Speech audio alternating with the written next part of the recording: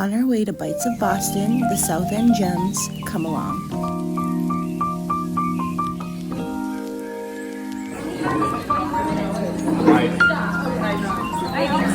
This is a cool table.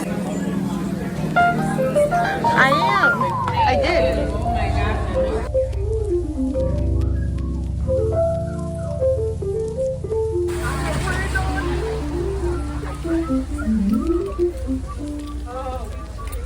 Cute. They're so cute.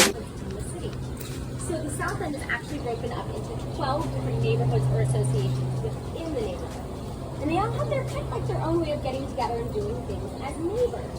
So one group is known for having sort of like barbecues and get-togethers and some of the community like the park spaces. And they had a very interesting socially distanced community dinner during COVID.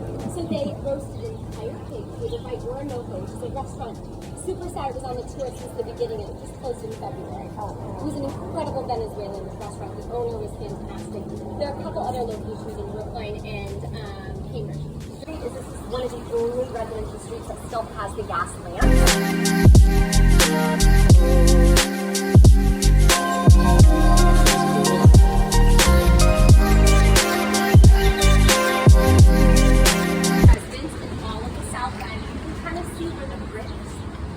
Which goes all the way to the end of the door.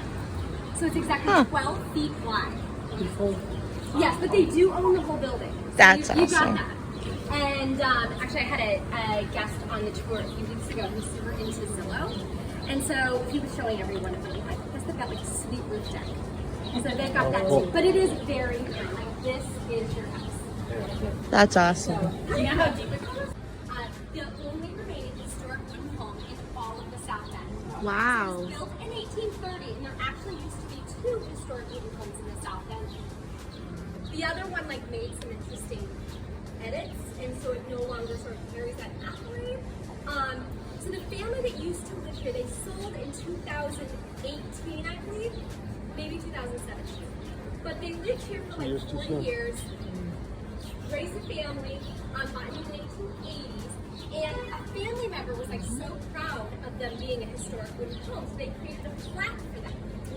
And then when that second remaining home, the second wooden remaining home was no longer considered a historic home, they just made some interesting edits. So it used to say one of 2 remaining houses in the South End of Boston. Now it just says the only remaining house. That's great.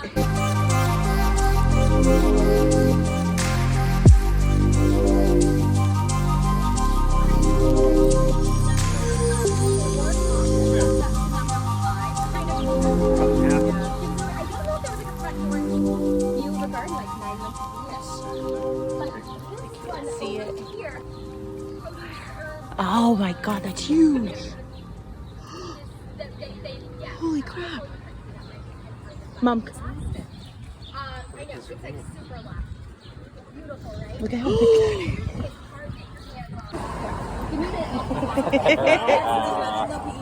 You can say any name in it. Yeah, right. No, this is probably my favorite part of the tour, so I'm actually Joanne Chang. Oh my gosh. I love this story. So Joanne Chang, she is an incredible restaurant here in Boston. 9 locations of Kaale Bakery Cafe. This was the first, so this one opened in 2000. And actually something interesting about Joanne is that she was able to open a 9th location in the midst of COVID in April of 2020. Oh. So pretty impressive, feat. While many restaurants were closing, she was able to open one. So a little bit about Joanne Chang is she went to Harvard, graduated from Harvard with 2 degrees, applied mathematics and economics, honors at that. And then as soon as she graduated, she went into a career of consulting. But as soon as she started this career, she quickly left it for what was more or less her sort of lifelong passion in the field of cooking, baking specifically. So back in her college days, she was an avid baker, constantly baking for her friends, her colleagues, I should say classmates, and roommates. And they affectionately gave her the name the chocolate chip cookie girl. So starting this new sort of career in a very unconventional way, she had no formal culinary training. She decided to write handwritten letters to different chefs around Boston. And in those letters wrote, I have no experience, but I have plenty of passion, and was hoping that that would be enough to get her started. And it was. She said that she was able to get some apprenticeships from different restaurants in Boston and learn from some of the best chefs. She also went to New York City to better her skills as a pastry chef. But lucky for us, she brought those skills and expertise back to her to Boston and opened. There was the cutest dog off leash, and he or she decided to just come and get pets from the whole tour, so she made her rounds. It was adorable. This hotel opened in 1816. It's very like high-end hotel in its day. It not only like boasted 400 guest suites, but a steam elevator, which was like a really impressive feature at the time. So it was in that location for about 14 years before it ceased to exist, but it did have some very famous guests while being open. And it has been many different things. It has been, probably most notably, it was the Franklin House, which was a very needed residence for working women in the world. Again, this neighborhood was pretty industrial, a lot of factories, and so they turned those sort of guest suites into residences for working women in the world here, like 1902 to 1970. Wow. And it does have a little bit of Hollywood credit. The outside facade was a little bit like Sears like. So the outside facade was in a 1980s hospital-oriented drama. It was the St. Eligius Hospital. Does anybody recognize that show? Yeah, that was the opening credits for St. Elsewhere. So none of the filming was done like inside, but St. Elsewhere was a 1980s hospital-oriented drama, like I had mentioned. Pretty impressive series, as it was the first hospital-oriented drama well before ER and Grey's Anatomy. And it did kick off the careers of some very famous actors and actresses, like Denzel Washington, Helen Hunt, Ed Begley Jr., Howie Mandel, Mark Harmon, who I had a personal crush on. So if you were in the least bit interested in seeing Mark Harmon, or any of those actors and actresses so young, and you looked at credits to that facade, you would also see something that is no longer here today, which is that elevated orange line that ran right down the middle of Washington Street. That's one reason why Washington Street is so wide.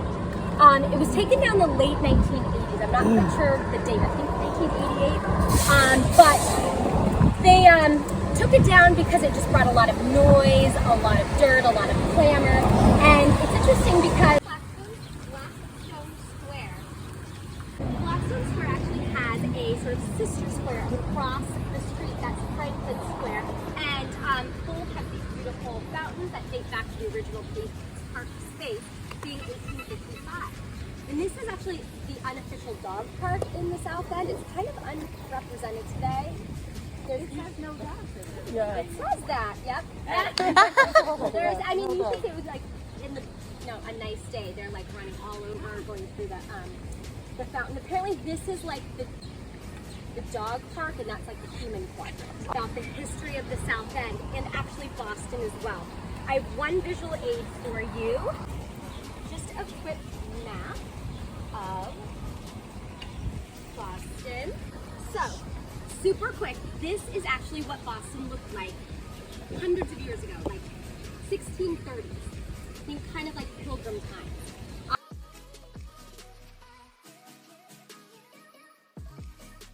And as you can see, Boston is almost like a peninsula, only being connected by a narrow strip of land to surrounding areas. So that red arrow is pointing to that narrow strip of land. That was referred to as the Boston Neck, or the Neck. And this was the only way in and out of Boston by foot. Kind of a nightmare. You get the storm, it would often flood. That was the only way in and out of the city.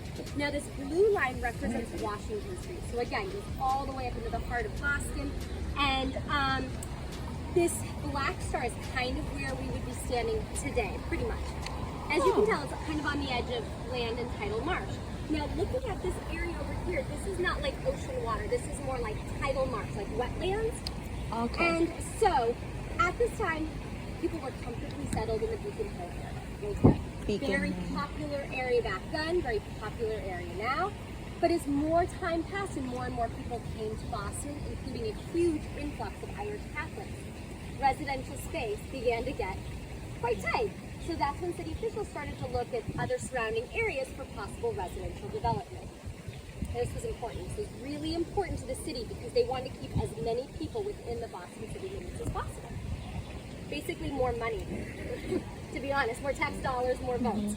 So they figured out, why don't we just like fill in the land? So they decided that they would just, and they refer to it as landfill. So create some landfill, so basically create land. Would never be a possibility today for many reasons. One of the, sort of all the laws and regulations that go along with land conservation. It also took hundreds of years. It was kind of like a nightmare, I'm not gonna lie. A lot of flooding issues, but it did create a tremendous amount. I see. Now the name South Boston got its name from geography, being directly south of the downtown Boston area. And then the South End got its name from back in the days of the neck, when it was in the south, they referred to it as the south end of the neck, so south. So yeah. That's cool. Quick, can you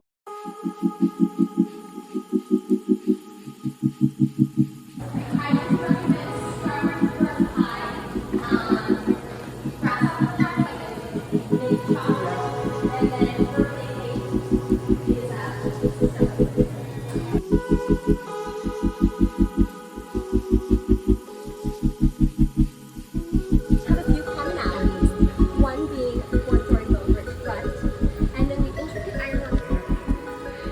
That's cool. Is that what it is? Restaurant is very authentic Syrian meal by day, and then at night it kind of transitioned to like a swanky nightclub to very popular in its day. This was primarily the Syrian Lebanese sort of section of the South End, and it's a little bit of a mystery because it has been in the same sort of closed up state since 1967. Oh, wow. Right? That's crazy. Crazy. Yeah, so from what I understand, it's a little bit of a generational issue. The older generation wants to hold on to the building, and the younger generation wants to sell. Recently, I've heard that they're just using it as a storage series, The Real World. The Real World, yeah. Came to the owners and offered a few $1 million to make some renovations, film for a few months. I mean, it wasn't being used, and they declined. So That's the awesome. Real World House Boston went up in Beacon Hill off Charles Street in an old fire station. So what could have been? But it is interesting. We kind of sit and wait to see if anything. Okay. Now, Second remaining. lived Okay. there, had a house that was very similar, like it saw like very sweet story. Dwight Street So Sculpture the gentleman that used to live there for years and years and years, like over 40 years. And this gentleman was Italian, and he was a sculptor, yet he was actually blind and still able to sculpt at a relatively high level. So he would get these plaster molds from Italy, and he would sculpt, and then he would just kind of stick them on the front of his house. And actually, there's an alleyway around the back, and there's just as many on the back as there are in the front. So it is interesting because I had mentioned the Landmark Commission, how it sort of regulates, these historic buildings. Like, how did that happen, right? Well, apparently the sculptures were put into place in the 1960s, and the Landmark Commission was not put into place until the 1970s. You got lucky. Again, sort of reminiscent of how rogue this neighborhood really was. There wasn't any sort of regulation or anyone keeping tabs on anything. It was, That's cool. kind of all unfed. That's So neat.